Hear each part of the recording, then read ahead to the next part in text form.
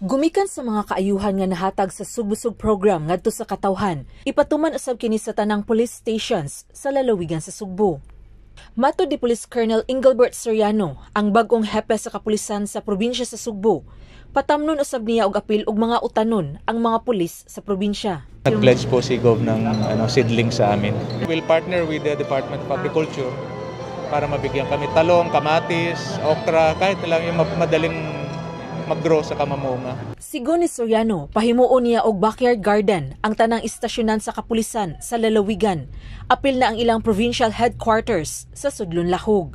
Ang mindset ko po kasi, i-align lahat ng programs namin with that of yung programs ng ating provincial government. Otherwise, hindi iisa yung movement namin.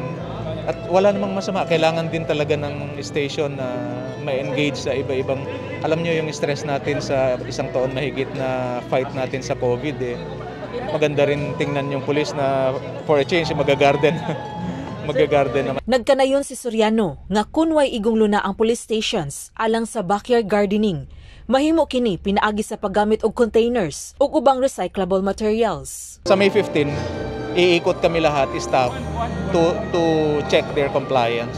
We'll include this in our athletic activity during Tuesdays and Thursdays and weekend. Samtang gilusad usab sa Cebu Police Provincial Office kon CPPO ang ilang community pantry nga ilang gitawag og Barangayanihan Project dito sa Barangay Kutkut, lungsod sa Liloan. Ang community pantry mao'y ilang paagi pagpakita sa ilang gugma og kaluoy ngadto sa labing nagkinahanglan. Apil sa ilang gipanghatag ang mga utanon, itlog, biskwit, face masks ug uban pa.